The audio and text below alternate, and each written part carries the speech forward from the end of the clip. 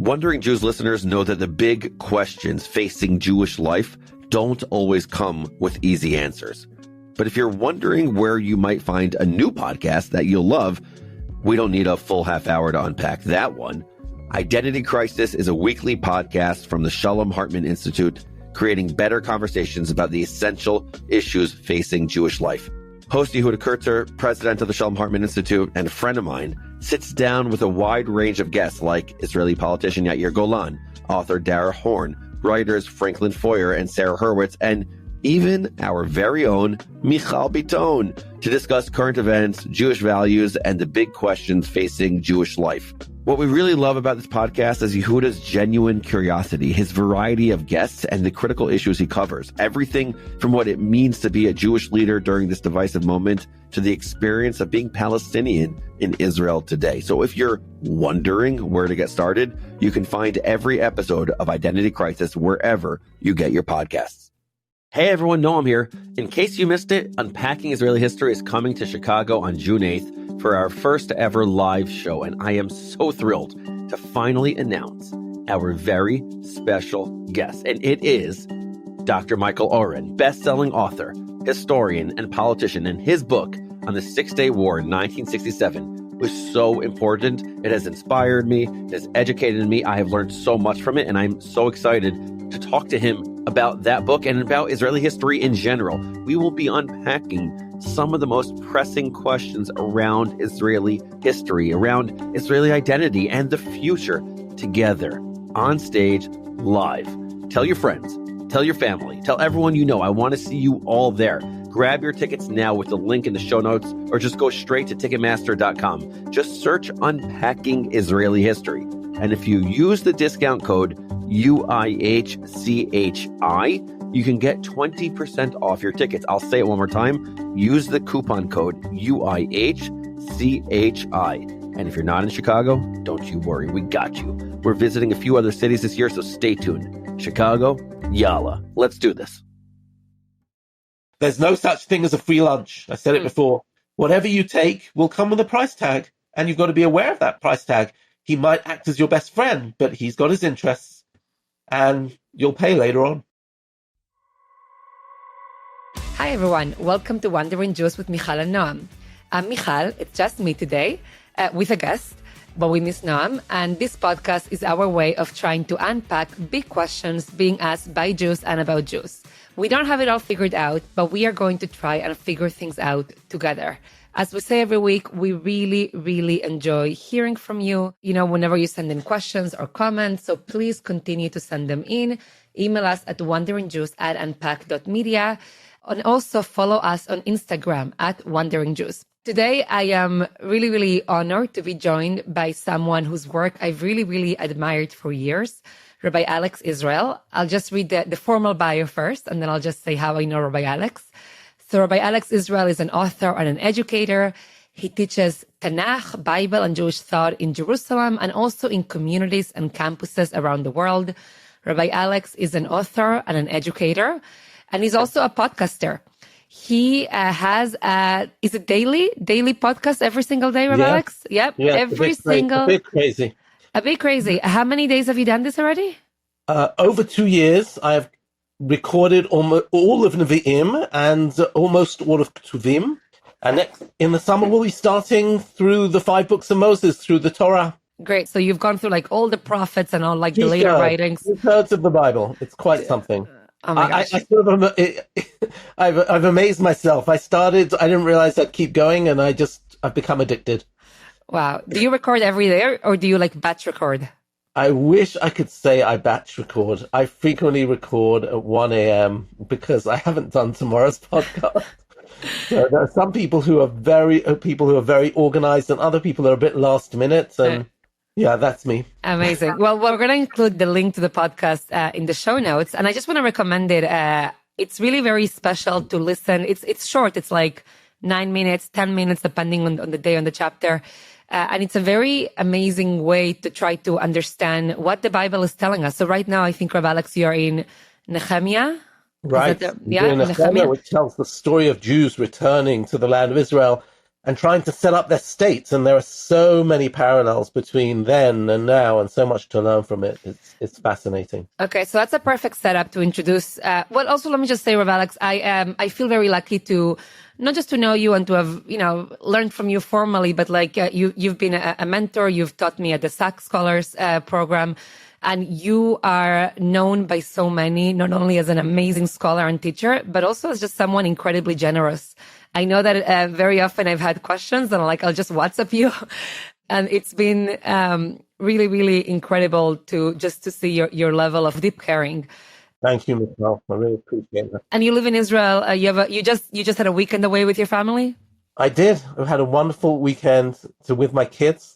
And as I was telling you before, it's actually the first time we've managed to get all of our family together since Rosh Hashanah 2023. I had 3 boys who were called up to the army on 7th of October. Wow. In the middle of Simchat Torah.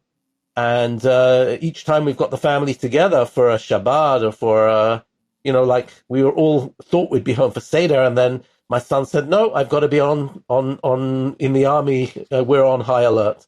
So each time somebody can't make it. And so this weekend we managed to get everyone together for the first time in almost 2 years. That's very special. But it really is. I hope it's not, too soon, too much time till you can do it again, God willing. Yeah, no. Hopefully things will, even though actually my son is going into Gaza tomorrow. Wow. So yeah. Okay. There you go.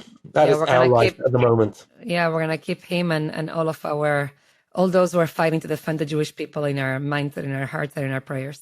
Rav Alex, let me share with our audience why it is that I reached out to you. I have been, I follow politics, geopolitics, especially when it comes to Israel, pretty closely. And I think like many people who care about Israel, I have been just reading the news and feeling confused, worried, anxious about what's happening. I would say without getting into the nitty gritty or without doing my own analysis, but there's been a clear sense that something has shifted, or at least that it's revealed that there's been a shift in the way that specifically America under President Trump is dealing with Israel and with the Middle East. From a little bit of a simplistic point of view, some of the things that have happened in the last 3 weeks in terms of its dealings with Yemen or with Saudi Arabia or with Qatar, or bringing out Eden Alexander were things that were done in a way that was America pursuing its own interest in the region and not necessarily considering how and whether this works out vis-a-vis the interests of Israel. There's still a lot of questions that remain open. And again, not doing high-level geopolitical analysis here. I think many of us are waiting to see what's going to happen with Iran and the nuclear deal. That might be the test of, of how we're interpreting this shift right now. But I have stayed up many nights, as I'm sure many of us have, just trying to think, what does this mean? How do we understand this moment? And I've had this feeling going back a lot of months already that I'm trying to find precedents and moments in Jewish history that could help me, could help us orient ourselves into understanding where we are right now and into figuring out what kind of wisdom exists that could help us. And I have kept wondering and thinking, how does this moment, how does it relate? How is it similar? How is it different than the biblical period, right? And the time in which we had sovereignty, in which we had, in that time was a monarchy often, not always, but we had to deal with regional powers. We had to deal with empire. We had to deal with really difficult choices in terms of, military war and how much do we, believe in our own strength versus have to do whatever the big powers tell us to do. All of these things. And I've really been wanting to figure out what we can learn from our history in biblical times. And I couldn't think of a better person to ask these questions than you, because you really are a master teacher. You live in Israel. You understand the current situation right now. And you've been teaching a chapter of the Bible, Tanakh, every single day for the last 2 years. So that's the big conversation that I hope we can have today.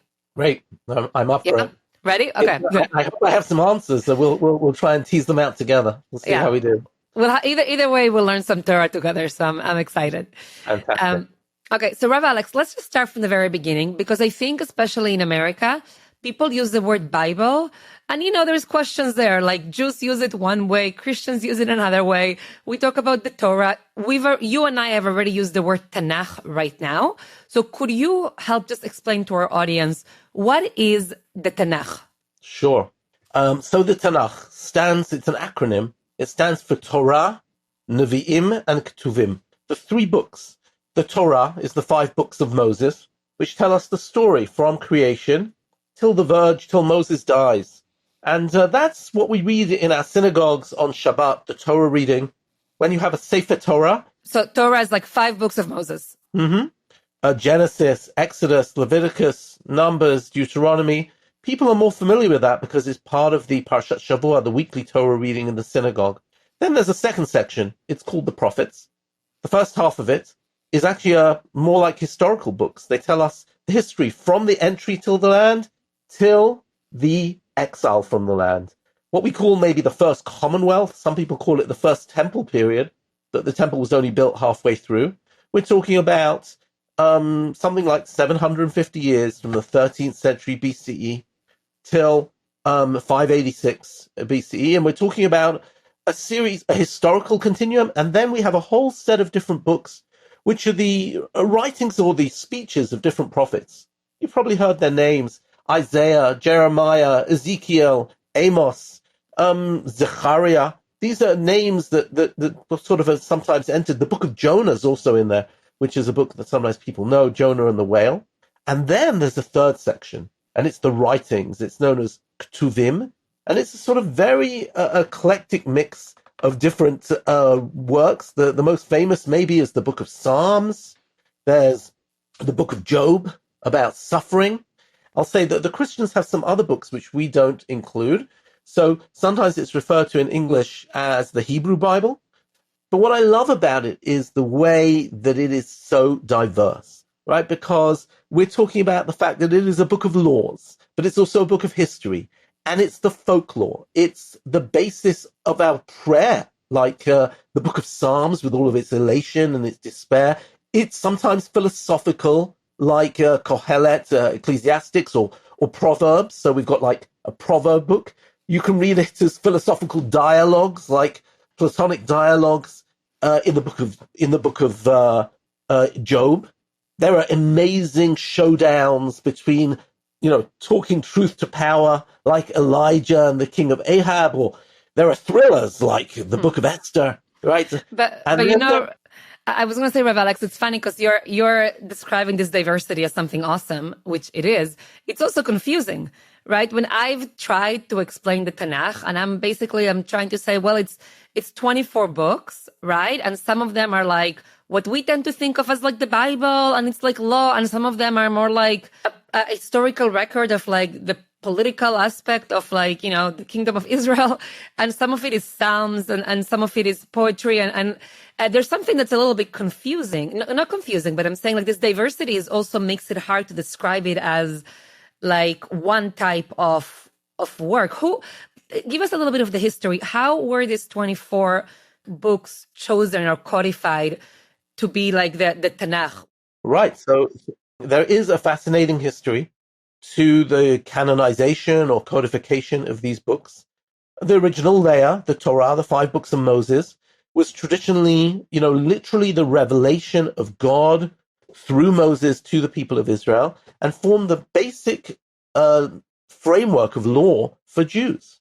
So in there you will find the holidays, you will find Shabbat, you will find laws of purity which were observed, and sacrifices which were observed in times when we had a temple. But you'll also find all sorts of social laws. So Jews lived these laws in their villages and towns in ancient Israel.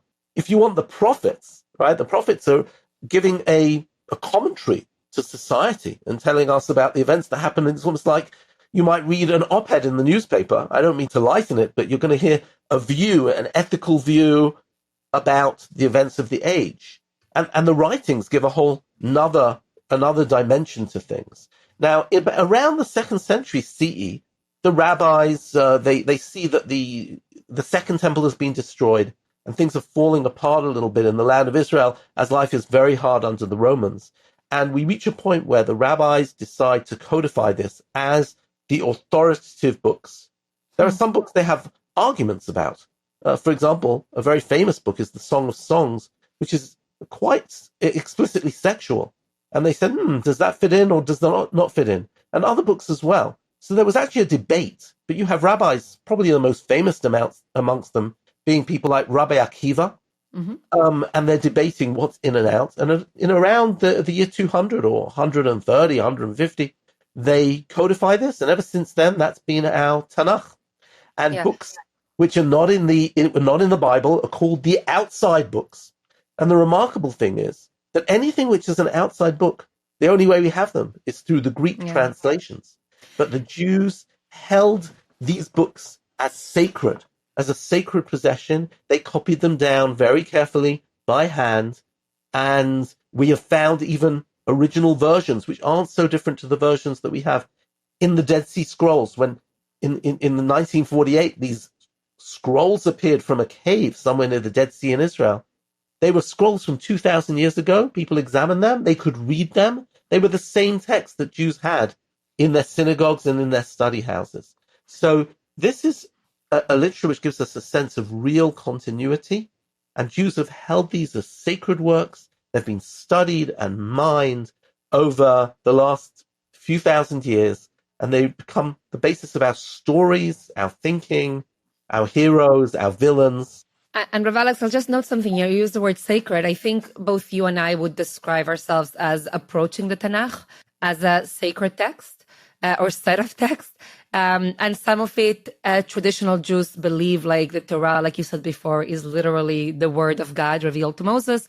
Others of it were written by different prophets or different individuals. And then the codification process by the Talmudic, by the sages, in a sense, make these 24 books have a certain amount of sanctity in the way that we approach them.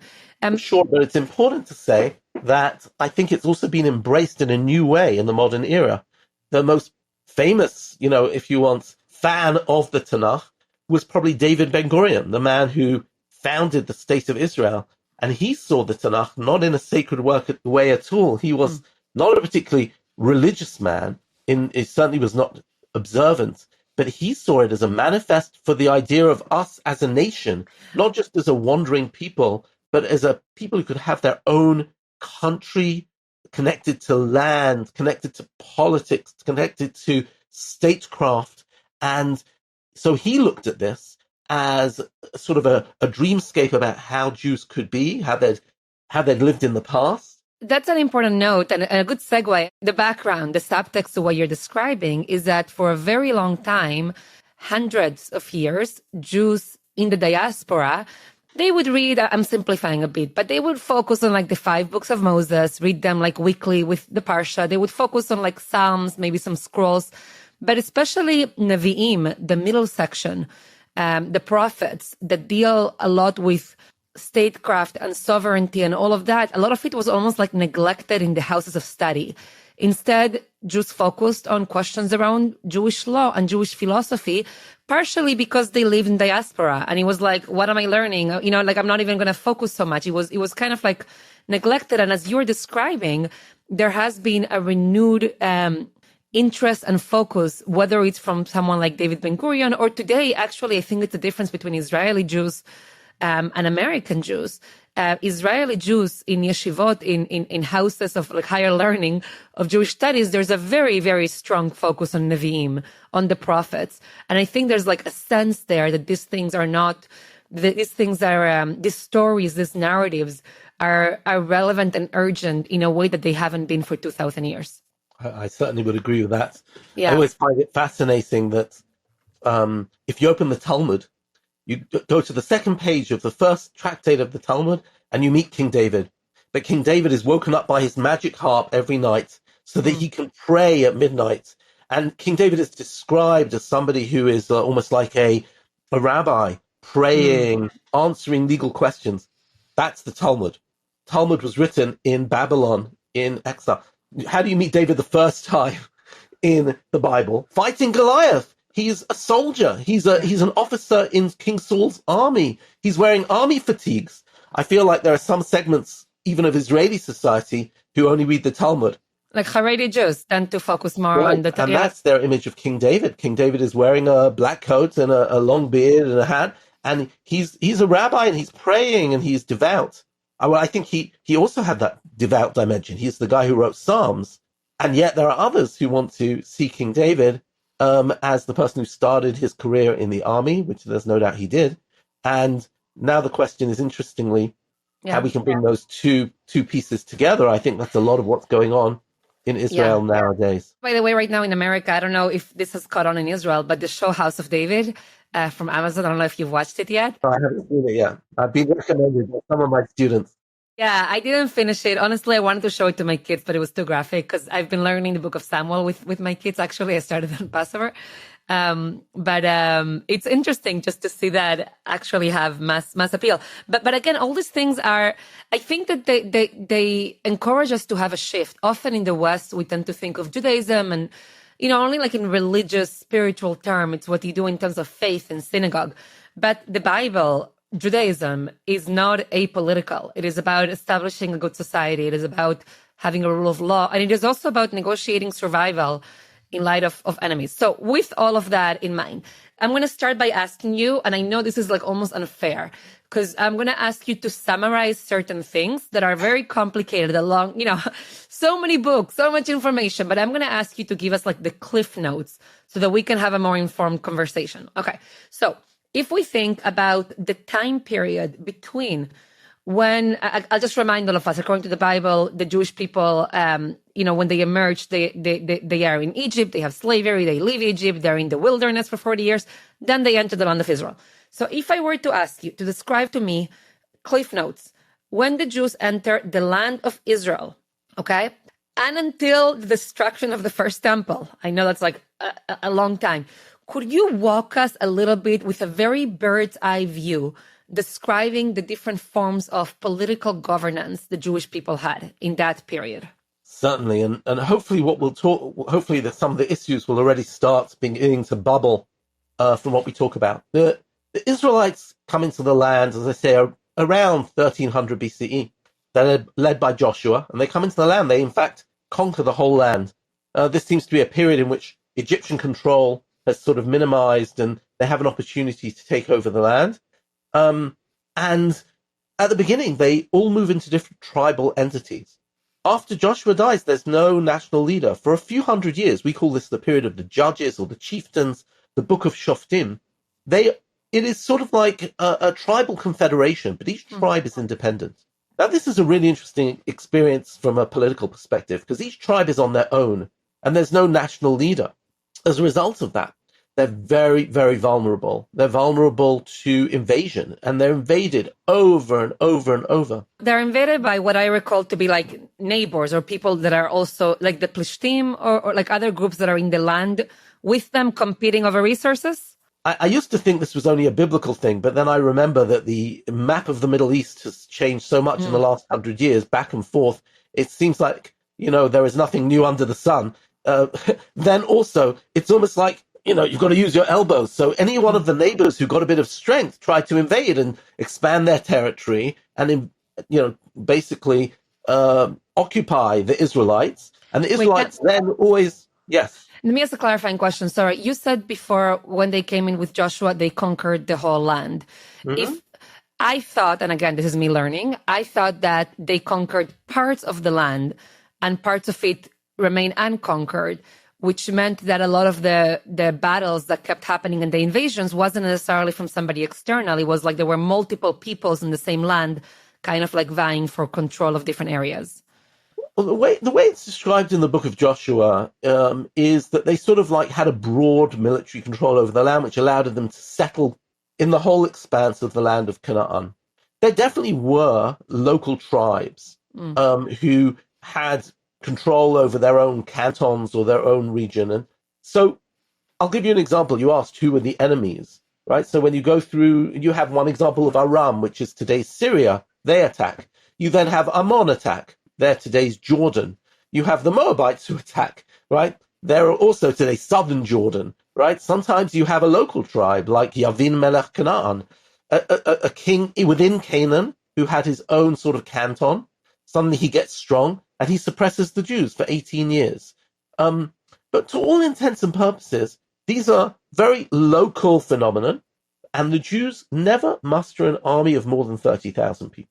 30,000 soldiers, that's the most they can do. If they're out overpowered, so in one of the wars against Midian, the enemy have 150,000 soldiers, then the Jews have to sort of like suffer occupation for years and humiliation. And there's this cycle going on of invasion. Suddenly the Israelites find a hero of the day, and he keeps things in control for a little while, and then in some other part of the country, they get invaded. Now, this is all described in the book of Judges, and the book of Judges is the prelude to the request for a king. How many years are we talking about of living in this situation of tribes? Down for about 300 years. There's been, so to speak, no attempt to create central government. And after 300 years, they turn around, take a look at themselves, and say, wait, this just is not working. We need to have a king. We need to unite, the United Tribes of Israel. And then they start trying to set up a monarchy. As they're setting up monarchy and asking for a king, very much for military reasons, to help, like you described, lead them into battle. There's also, again, because I was just thinking about House of David and the book of Samuel, there's also prophets. And the prophet Samuel wasn't thrilled that they wanted a monarchy. So you're 100% correct that the prophets weren't thrilled about this whole notion of the monarchy. And the interesting question is why. So I have to throw in another piece. And the other piece is the religious piece. During this time when we were in this tribal stage, there also weren't really national preachers. Remember, when we were in the period in the wilderness, we always had a Moses and we had a local temple. And I assume there'd be religious moments at the temple. Now we're spread around a large land. It's much easier to have local temples. And sometimes people weren't particularly educated, so they worshipped idolatry. Idolatry was sometimes a lot more interesting and tactile. Remember, idols you can see. In Judaism, we don't represent our God in physical form. That was sort of countercultural to everything that they saw around them.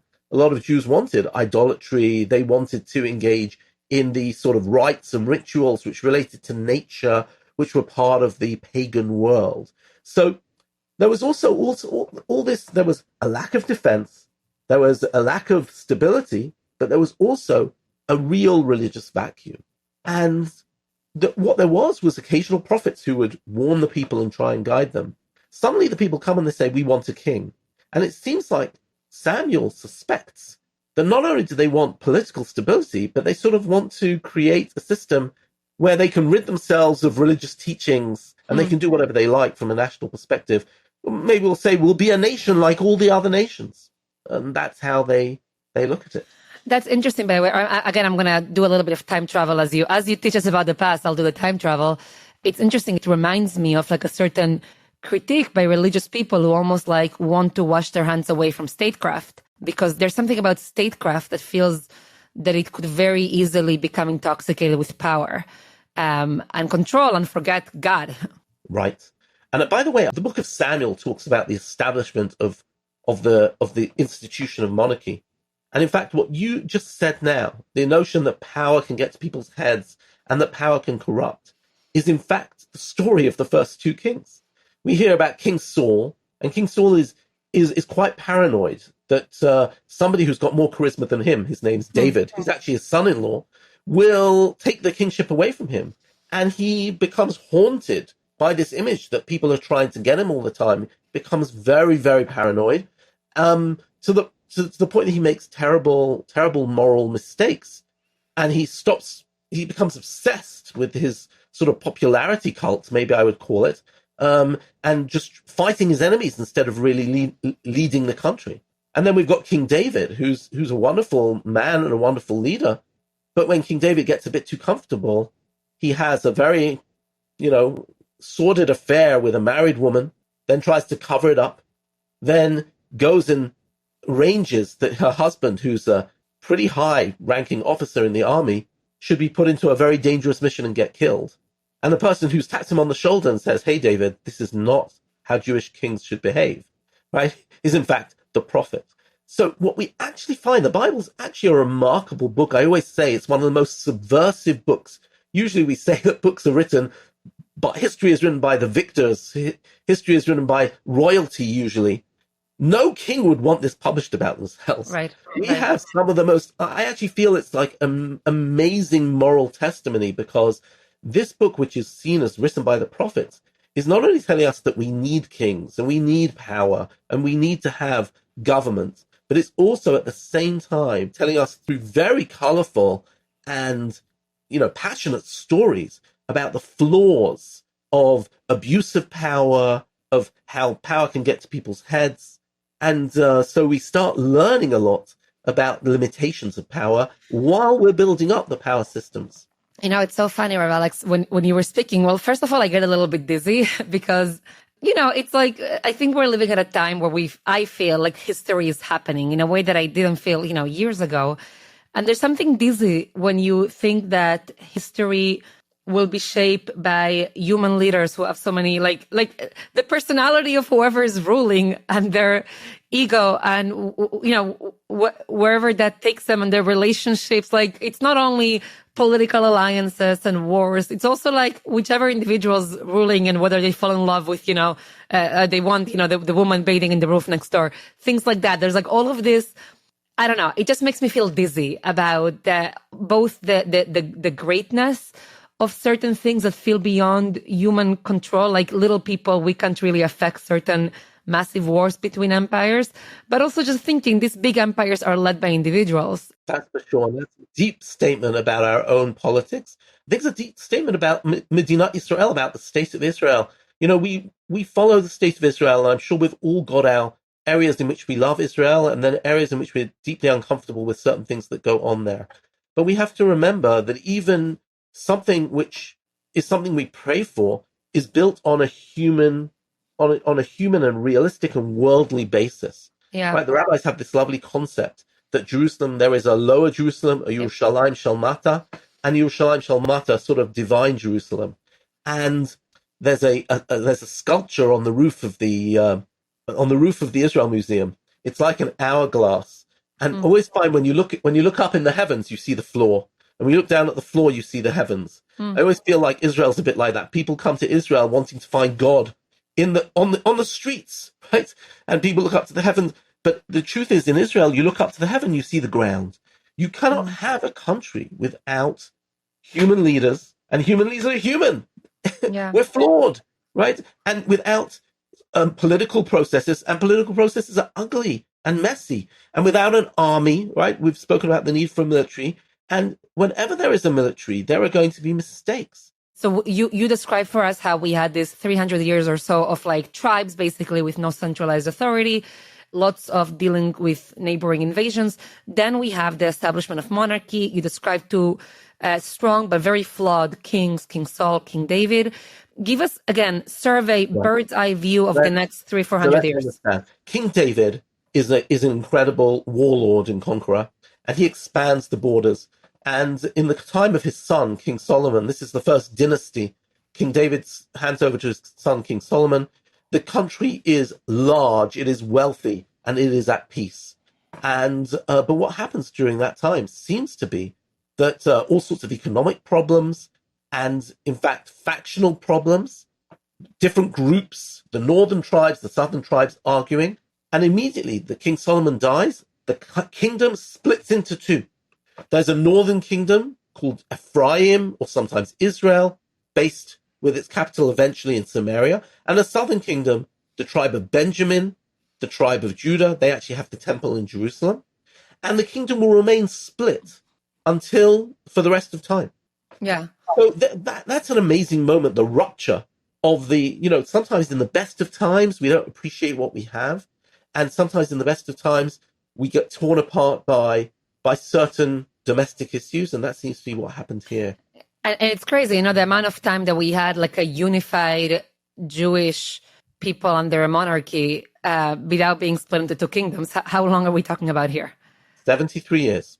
Right. So it's just like very, again, that sense of, for me, like vertigo and like dizziness of how difficult it is to, Right. And a lot of people, Israel is 77 years old. A lot of right. people have been talking about these, years, this 70s, right? And that things are likely to unravel at certain stages in history, and things are prone to having unraveling at that point. The kingdom exists as two kingdoms for quite a long time, for a good few hundred years. And in about the year 720 BC, after like 200 years later, we enter into the era of huge imperial superpowers. The first one is called Assyria, Ashur. The capital is Nineveh. And they come along, they sweep through the Middle East. And we're doing a bird's eye view. So cut a long story short, they attack, they destroy the northern kingdom and exile the 10 tribes. And the 10 northern tribes go into exile. And we talk about the 10 lost tribes because the Assyrians were so devastating in taking exiles and spreading them through their kingdom that they weren't able to retain their identity. The northern kingdom was lost. Yeah. There is still the southern kingdom, what we call Judah or Judea, center Jerusalem. And that continues, but then they get stuck with another huge empire, the Babylonians. And under the Babylonians, there's all sorts of political horse trading there.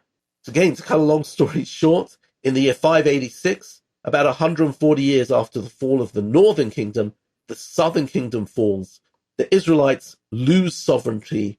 We find ourselves by the rivers of Babylon, without a king, without a land, without a temple, and we have our first experience of exile. Some Jews are in Babylon, some Jews are in Egypt, and in other places.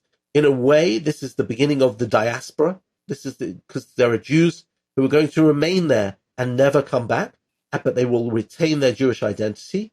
So this is another very interesting moment, but that's taking us from something like 1300 BCE to 586 BCE, about 750 years from a sort of a loose coalition of tribes to monarchy and an empire, and then to a split kingdom where each kingdom has to deal with itself. I guess that made us a little weaker until both kingdoms eventually fall, being embroiled in huge superpowers who ruled the entire Near East. So Rav Alex, anyone who knows the intricacies of Tanach and the prophets would know that what you just did is really, really hard, which is to give us, this cohesive survey. I'm going to ask you like another follow-up, like not easy question. I'm going to take full advantage of you being here.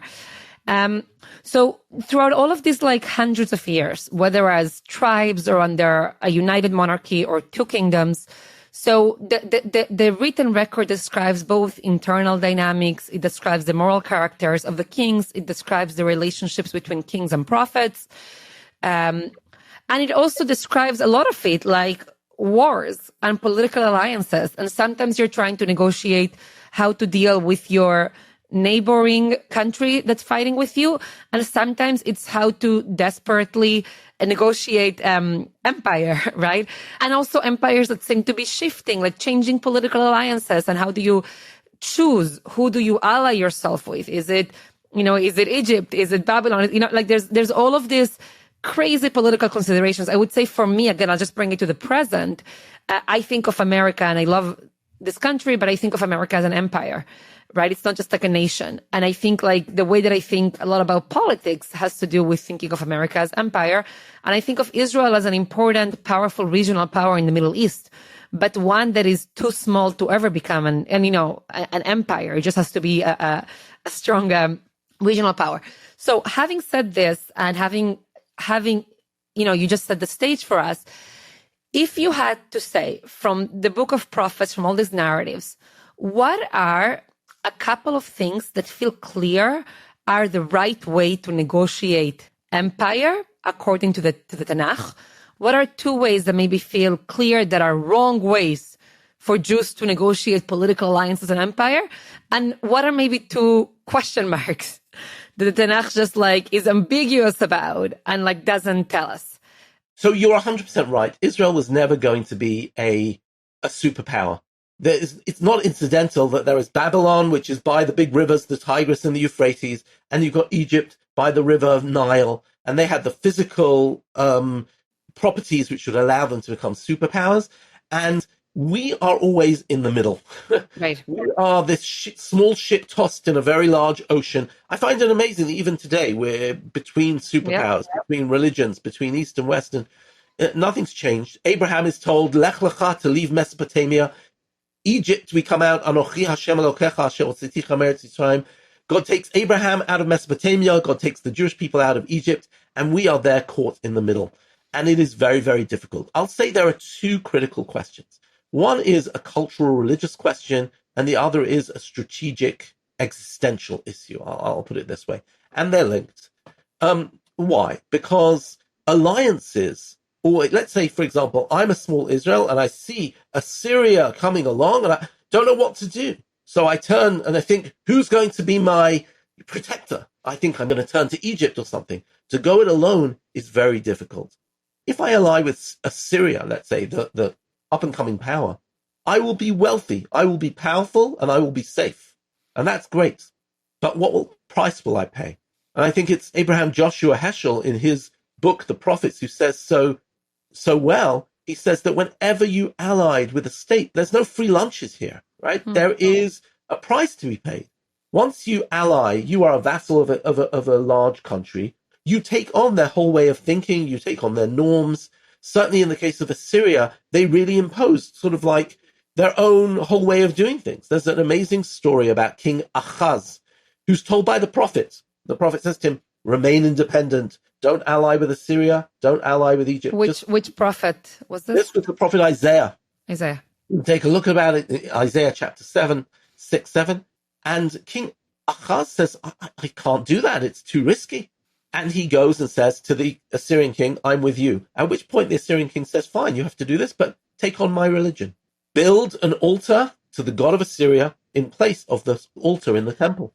But Rav Alex, let me ask you, what do you think about what Isaiah was saying? Like you almost said that your introduction to this question was describing us as being like stuck between these empires and how we will never become a superpower. Was there a possibility for King Ahaz to basically say, yeah, I'm not going to care about these big superpowers. I'll just be in the, because like I'm telling you, that sounds resonant of some of the political conversation that's happening around Israel right now. And to me, again, and maybe I'm like not being the most reverent, prophet, fearing person here right now. But to me, there's something almost like naive to think that you can go at this alone. Or politically naive. Yes, I agree. I don't envy. I think if I was in Ahaz's position, I might have also fallen for the same problem. But I want you to understand what happens. What eventually happens is if we're going to do that, then look, again, I just need to say something for our audience to understand, in the same way as somebody who was looking for protection, let's say take the Cold War, was taking protection with the Soviet bloc. They would then take on the whole series of sort of what it meant to be part of the Soviet bloc. Not a free press and a communist economy and secret police. And if you want to be part of the West, you have to have democracy and you have to have a free economy and a free press.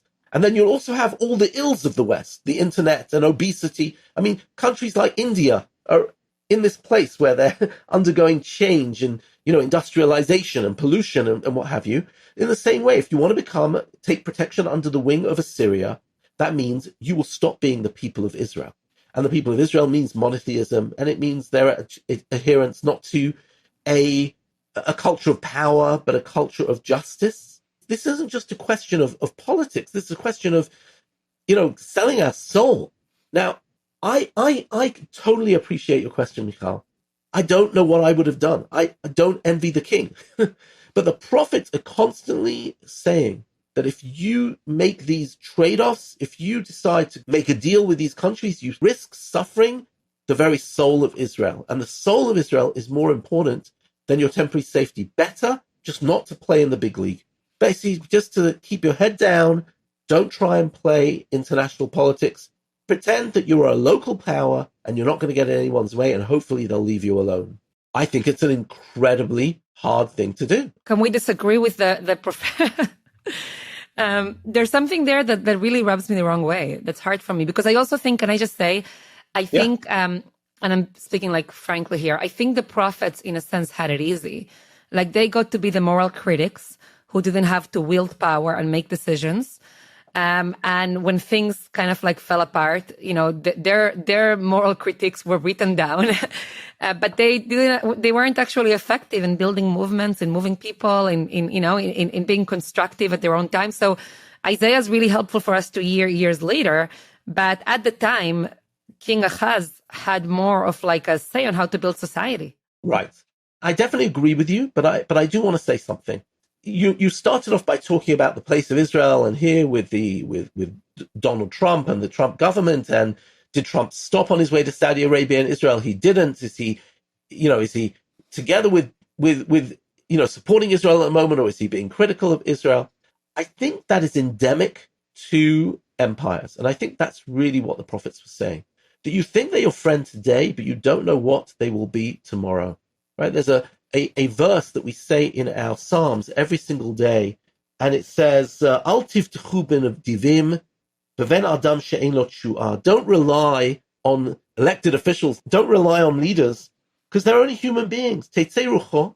Their spirit will leave them. Yashuv la'amato. They will die. A new leader will come along. Vayomahu avdu eshtonotav. All of their assurances will be gone. I would say that sometimes in the news cycles we have, it's not just the life of a particular leader. It can be this month with the administration and next month with the administration, and it's any administration.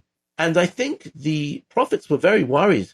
You find this, by the way, again in the end of the First Temple period with a different prophet, Jeremiah, where the king keeps on deciding he'll ally with Egypt, but then Babylon hear that they've made an alliance with Egypt, so they say, you're in trouble. So we say, no, we'll pay our taxes to Babylon, and then we pay our taxes back to Egypt. And the prophet says, be very careful about leaning on the reed of Egypt, because you will lean on the reed and it will pierce your hand. In other words, you have a situation in which you will be betrayed by the leader that you want to be supported by. Yeah. So what I'm trying to say is that relying on any superpower, let's understand, you said it, the United States are an international superpower. Israel is somewhere on their priority list. If it doesn't serve their priorities, then it's not going to be relevant. And that is indeed the critical question. By the way, the prophets say, King, you can do whatever you like, but the one thing you have to keep in mind is the religion of Israel. That's what I want you to be loyal to the values and religion of Israel. And just to remind our listeners, when the prophets say religion, they don't just mean, I think, the way that we tend to conceive of it in America, a prayer and like ritual. It's also, there's Jewish mandates as to how to do social welfare, how to adjudicate justice, how to build a good society. There's no separation of church and state, I would say, like in the classical biblical Judaic tradition. Rabbi Alex, let me maybe articulate what I think you just said. Tell me how this sounds. I mean, the Tanakh is complicated because, we're all seeking wisdom right now. But the Tanakh doesn't do that. It tells us stories. There's often ambiguities, contradictions, question marks that we have. But I think what I'm hearing you say is that there is a need to do real politics and like to engage in the dirty business of governance and politics and war and economy. And we as Jews, especially speaking in a national context, have to always like maintain a sense of kind of like deciding what are things that can never be negotiated, right? Away. What are things that can? And then negotiating with empire with a point of view that is, I don't know if the word is cynical, but it's like realistic, right? Maybe that's what the prophet was trying to say. Like, don't fall in love with empire or believe there's something deep there. Like maybe the transactional nature of things is actually the way that we are supposed. I don't know. I'm thinking out loud here. No, I would totally agree with you. I love what you're saying. The Bible has a story in the book of Daniel of King Nebuchadnezzar who makes a huge idol, and people say it was in his own image, and everybody should bow down to it. No leader can be a god, right? No leader is going to always be there for you. There is horse trading in international politics, and there are interests, and the interests might go your way this year or this month, but they might be against you, and therefore, al tiftechu b'nedivim. Don't put your trust in this. You got to be grounded and know where your values are. Egypt's not going to save you. Assyria is not going to save you. Who's going to save you? That's a good question. The truth is, I think you could say Yisrael b'tach b'Hashem. Israel should trust God. But I think God has given us a way. I think we have to, if I take the prophets wants more than anything else is for the society of the country to be cohesive and moral, to people to be proud of what they have in their country, and for people to support one another. There's an amazing chapter, Jeremiah chapter 7, where he turns around to the people and he gives a whole speech about how everybody thinks that Jerusalem is invincible because God's temple is there. And he says, listen, there are no assurances about your national existence. Temples have been destroyed before. The temple of Shiloh in the north of Israel have been destroyed before. There are no assurances to Jerusalem. The only thing that will give you assurance is, and he starts listing the 10 commandments. Be true to yourselves. Know who you are. Understand this is your identity. Again, I don't know if this is a political message, but when push comes to shove, what has helped Jews survive throughout the ages is not this or that political strategy, but it has been that we know who we are and that we have a way of living and a set of ideals, and those ideals have affected the world. And the prophets always say that's more important than the temporary political calculation. I will say, Rav Alex, part of what's complicated about what you're saying is that there have been so many voices that have said what you said, but with like a twist, basically saying focus only on like religiosity in terms of Jewish law and study of Torah. And like today, there's one of the biggest crises in Israel is that Haredi Jews, what some would describe as ultra-Orthodox, I prefer to say Haredi, they don't go to the army. And part of it is they say, we just need to learn and, God will protect us. So it's complicated. I think there's something complicated. I'll also share, when I was growing up, I think I was in certain circles that learned the prophets and drew very specific messages. So again, I'm going to simplify to make a point, but the messages were very much like, militaristically, don't do like pragmatism, just do whatever you need to do and like God will save you.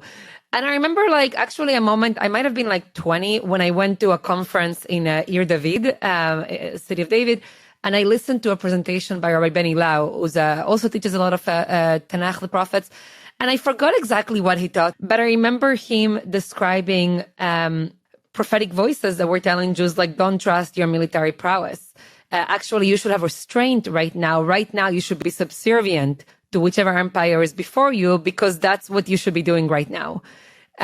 So there's the prophets are complicated. I will definitely say that. Look, I think it's important while we learn the prophets never wanted exile. Exile was always the doomsday scenario.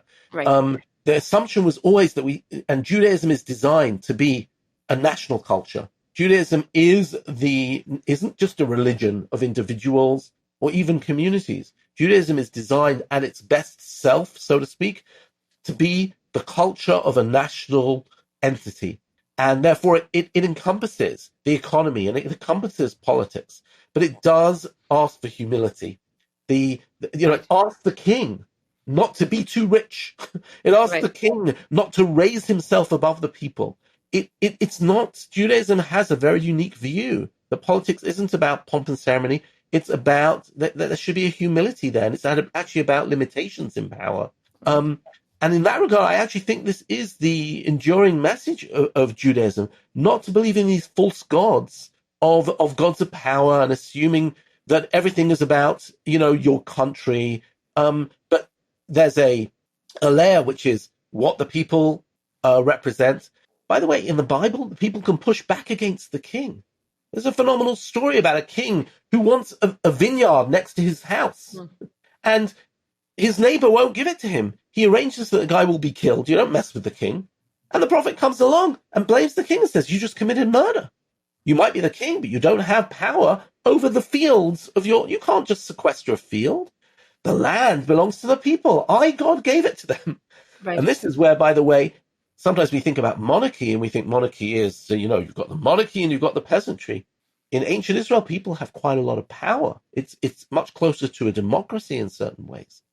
So there are certain enduring messages from the Bible, which I think have been seeded sometimes into Western culture Right. They've become values which have sort of endured through Judaism, and they've affected the world. They've certainly affected our religion and our way of living. So Rav Alex, let me do a lightning round of like quick questions to conclude, okay?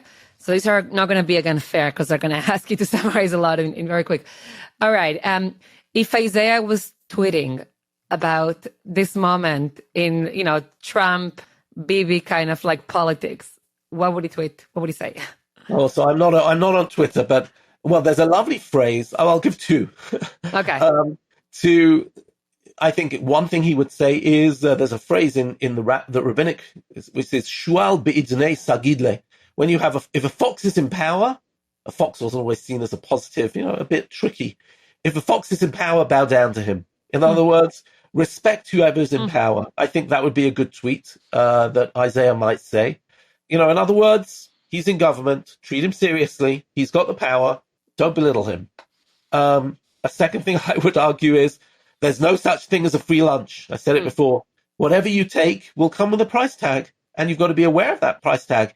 He might act as your best friend, but he's got his interests, and you'll pay later on. Good tweets. What do you think is the most misunderstood prophet? That's a really great question. I think in his own time, Jeremiah had the worst time. Jeremiah was thrown into jail. He was beaten. But I think another really misunderstood prophet, and I really feel for him, was Moses.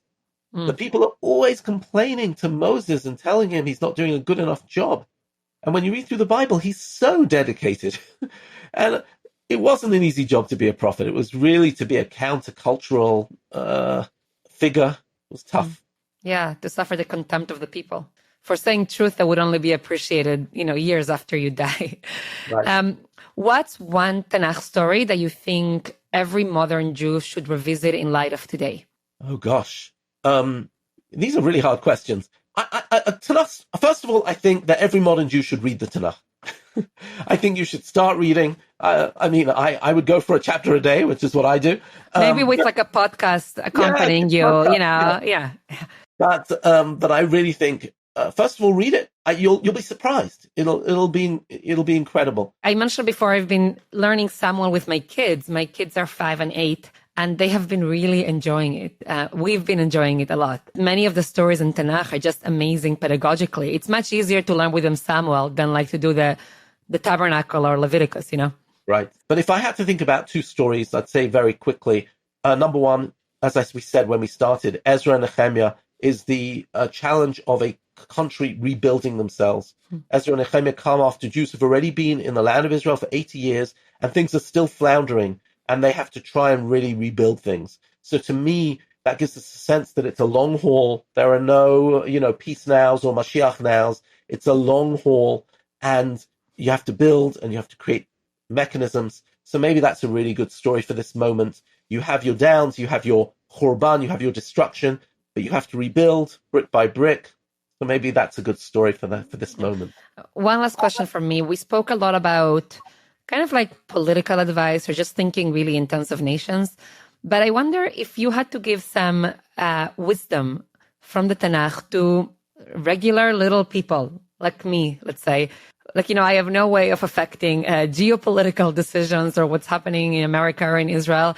And I know that I have been struggling with that feeling like the world is spinning so fast and feeling, almost like disoriented and also wondering like, what can we do? So what's some wisdom from the prophets that you can give us?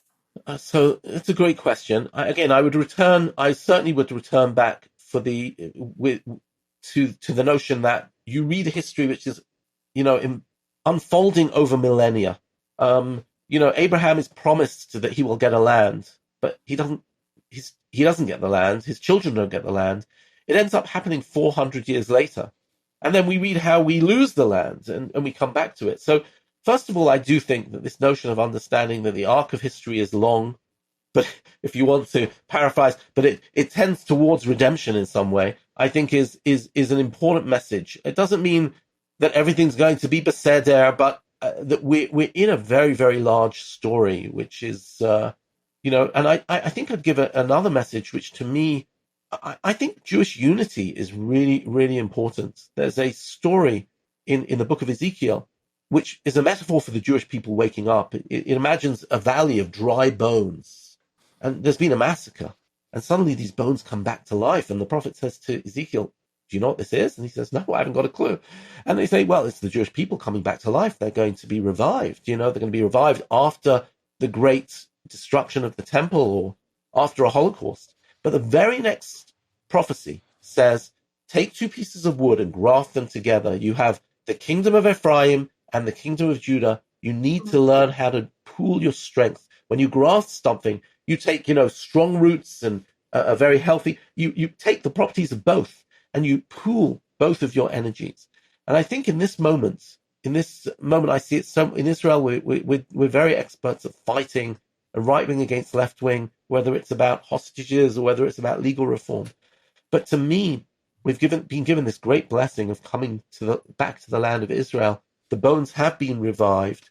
But the next lesson, literally in the book of the prophets, is graft yourselves together, learn how to live together, learn how to take the strength from each sector of society, and then you will have a healthy plant which knows how to grow on its own devices, but it take the strengths of each group. So that's something that gives me hope and gives me. By the way, that metaphor, thinking about the two pieces of wood kind of coming together, I would also think about like American Jews, Israeli Jews, Jews around the world. There's a big calling there for all of us to consider what it means to double down on this. Wow, I feel like we could probably have done this in 20 hours. We fit it in about an hour and a bit. So thank you so much, Rav Alex. I know that I'm leaving this conversation with a lot of threads to pull on. Yeah, Mijal, I just want to say it's always a pleasure. It's always a pleasure to chavruta with you. Yeah. And I really value our interaction in learning and also just our friendship. So thank you so much. Thank you. Really, really good to have done this. I know that I was actually really looking forward to this learning. And it just gives such an appreciation of how so many of our modern questions and problems have been here before, and we've dealt with them. And there's just so much wisdom and treasures, I would say, in our Tanakh and our tradition. We are definitely going to drop links to your classes, to the podcast in the show notes. And for our listeners, just keep wondering, learning, and we will see you very soon. Wandering Jews with Mijal and Noam is a production of Unpacked, an OpenDor Media brand. Subscribe wherever you're listening to this pod and follow Unpacked on all the regular social media channels. Just search for Unpacked Media.